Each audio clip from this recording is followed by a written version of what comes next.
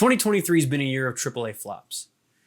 If a game hasn't been delayed, it's had its major features slashed, and it hits the market like a wet noodle. Ow! Now more than ever, games are getting rushed out the door. They're unfinished, untested, big budget stinkers with crazy price tags. Did I just do that? Well, definitely with my assistance. Hi, I'm Devin. I make games. Let's talk about what's going on in the AAA industry. AAA studios used to fight tooth and nail to be everybody's game of the year. There were long single-player campaigns, multiplayer game modes with tons of maps and progression, and DLC used to matter. But now these studios have gotten greedy and arrogant. Do you guys not have phones? Yeah, you guys all have phones, right? Before we can look behind the curtain and explain why things got bad, we have to understand how games get made. It starts with an idea, a story we want to tell. They're what? I don't want to say that word again. Why, because you're 12? Or a mechanic that we want to make a game around. After some initial experimentation to make sure the idea is worth pursuing, pre-production begins. Pre-production is the planning phase.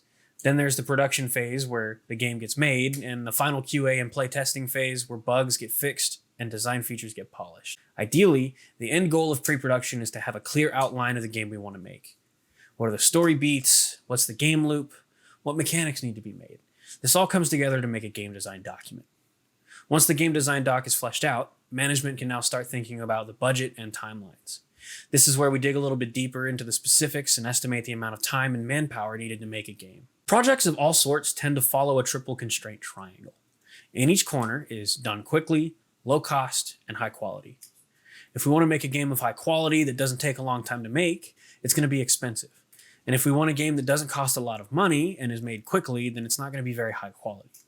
AAA games like to focus on living right in the middle.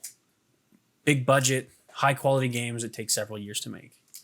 I'd argue this is still the focus, but there's a handful of factors that can still ruin the end result. Let's look at two scenarios. For the first one, we're going to assume that we're a AAA studio. It's 2019 and we've just announced our next game. The plan's to live somewhere in the middle of our earlier triangle. We've got a high budget and several years to make a quality game. Halfway into production, the COVID pandemic happens. Everybody gets sent home and the office is off limits. And now we've got to spend some of our game's budget helping our developers get the home studio set up. Time goes by and development's been a little bit rocky. The release date had already been announced, but a month or two of development time was lost to the transition to work from home. This is where management starts sweating. There's still a year or so until release, but it's already become clear that development is way behind. Now we've got to start having meetings to figure out the best way to solve this problem. Well, during these meetings, the CDC starts releasing new guidelines. Okay, so we've burned a lot of our budget, but the game is 70% done. It's become pretty clear that we don't have enough money to continue and finish the game.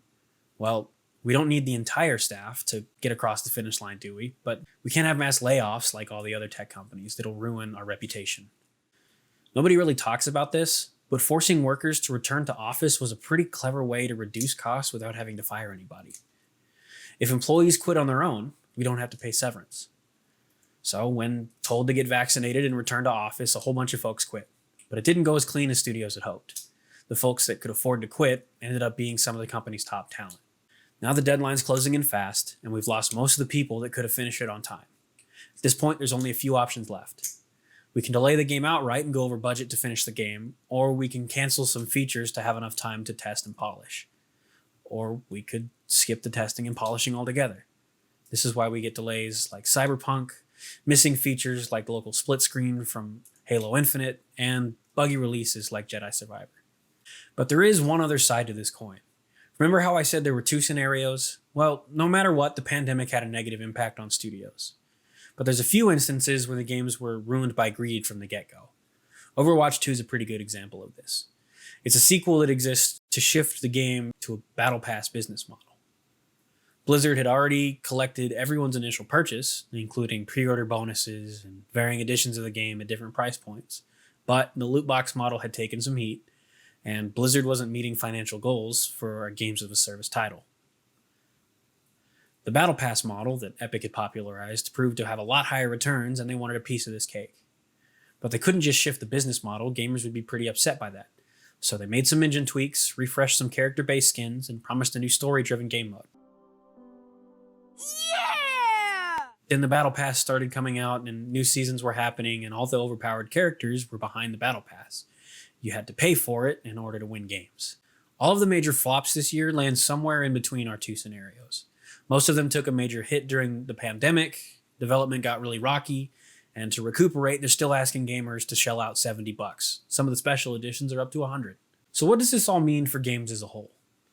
Well, I think we're going to still see some AAA games that don't flop. Tears of the Kingdom went pretty well, and Diablo 4 has been pretty well received, even though it was a little bit more expensive. But I think we're going to see a shift towards gamers paying a lot more attention to small indie studios. They all work from home, they've got smaller budgets, and they don't have the release date constraints that AAA studios have.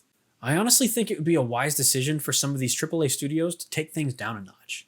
Go back to putting gamers first. Focus on making a good game instead of worrying about how much money it's going to make. They've already lost some of the top talent that made the old games that the studios were known for, and that means that there's a great opportunity to bring down the scope and budget. They can still make great games, but they don't have to be so big and expensive. A lot of gamers are struggling right now, and they don't want to choose between paying rent and buying a game. A cheaper game is more accessible to a wider audience. What's your favorite release this year? Let's talk about it in the comments below.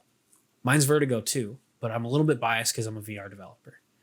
If you like this video, you might like the devlog that I'm working on for my lawn care roguelite Herbicide. Thanks for watching. I'll see you next time.